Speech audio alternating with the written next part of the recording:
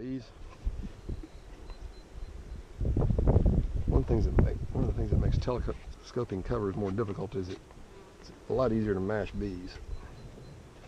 I see one on that's been mashed. Yeah. All right, what have I got here? I must not have my inner cover on straight. There. All right. Okay, who's got questions? Observations? Criticism? I'm still not clear when you're setting up your first hive. You just set it up like that, or you have 2 boxes on it? No, just like this. Just like that. Yeah, you don't want to give them too much space to heat or cool, either one, because then they just have to work extra hard. Okay. So so then you add another box when the comb is developed and developed like 75%. Is that? Yeah, 75 to 90. Okay. You want to look at one of these other hives? We might be able to see something else, but you know, if some of you need to go, we're close to winding down. I had a colony over there that was queenless, and we left it to try to rear its own queen. You want to go look in there and see if they were successful? Sure. We'll make that our last exercise as a class. How many hives can you stack on that so that a queen can keep up and lay in 3 boxes? Yeah, three is about it. Looks like I need a feeder for this one too.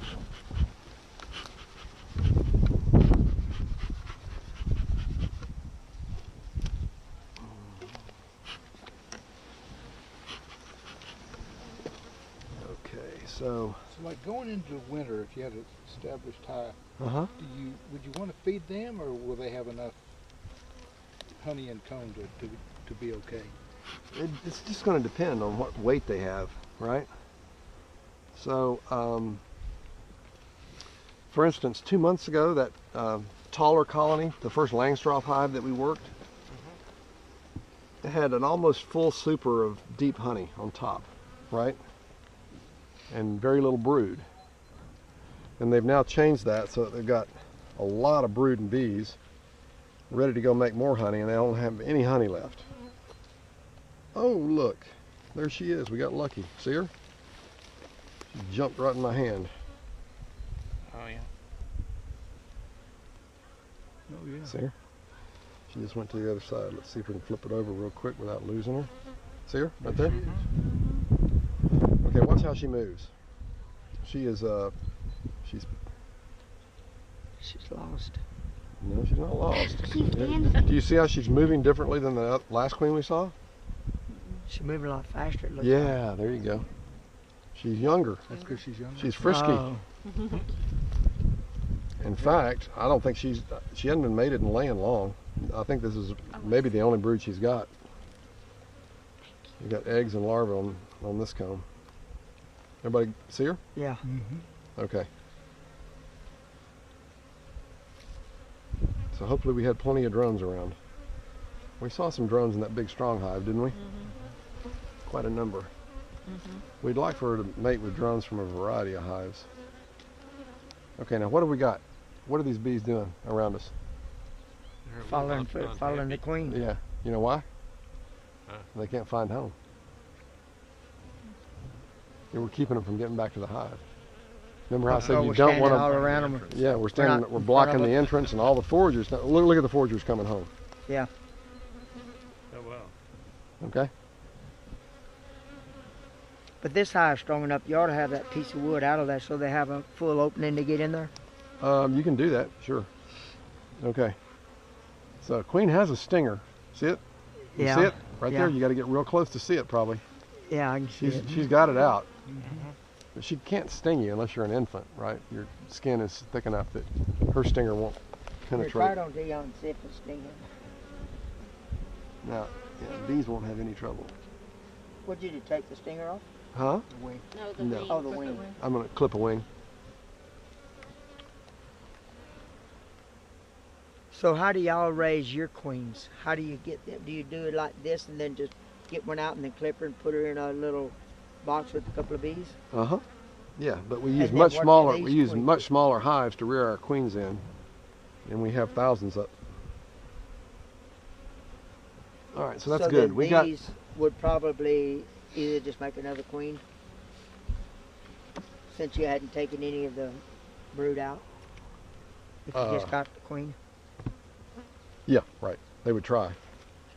See, the risk is that they're not always successful.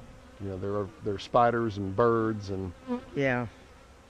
there's wind. The queen can get lost on a mating flight. So I'm going to go back and get a feeder for this hive. And we were talking about foundation a moment ago. See, that's what a sheet of foundation looks like. And they haven't done a thing to it since that was put in there. See? No honey flow. Almost new. Had they been on a honey flow, this would be drawn comb now. But at least we have a laying queen. As long as we get a honey flow going pretty soon, we'll be okay. And again, I'm going to try to center the brood nest up a little bit. Yeah, the queen's actually been laying longer than I thought. See? She's got some sealed brood. Yeah. And that's a classic pattern, okay? See, remember how I was talking about the spiral laying pattern? And this illustrates that, because where's the older brood? Right here. And it gets younger as you go out. All right? And their holes are just where she just didn't lay the eggs. Right. What is that? That's a drone. Nope. Oh no, that's a queen cell. That's a queen cell. It's kind of a puny queen cell, but it's a queen cell. Now, why do they have that? They've got a laying queen. Why do they have that? They're not ready to swarm. They're If almost they want to starving. get rid of the queen, or she gets sick, they'll lay up, put another one in there, and feed them the royal jelly. I mean, the Sometimes, royal for whatever reason, hives don't really trust a young queen until she's been around for a while. So they've got a backup plan in place. Hook her, I'm gonna go They visit keep another showing it house. to her like you better step it up. That's or right. See what That's we got right. ready. Yeah, that's right. And what is she going to do? Well, if she's a good queen, she's going to come around here and she's going to chew that down, or sting it, sting through the capping Or to and keep destroy them that. from producing another one. Or what could have happened here is that because this was a weak hive, didn't have much honey, and it was rearing lots of queens, they could have reared that and then they allowed it to chill and it died and it never hatched. So we're going to uncap it if we can do it carefully and see whether we've still got a growing, developing queen behind there, or whether it's a vestige of a dead fake? cell.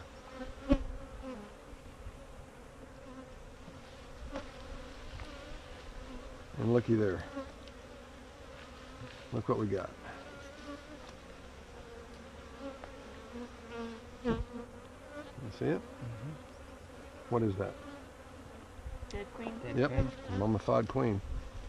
So, I suspect it was the ladder, okay? Yeah. They couldn't keep it warm enough. It was too far from the center of the brood nest.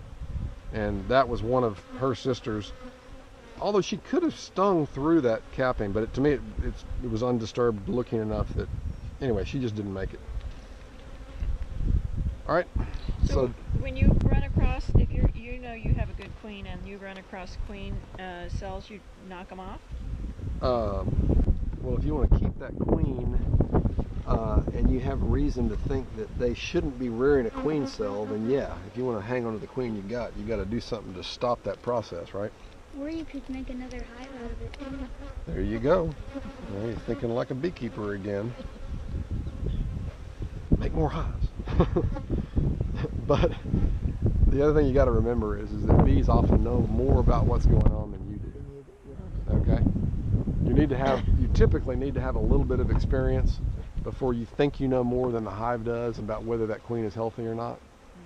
Okay? So if you see them rearing supersedure cells, but you think your queen is good, you may be right, but you may not be.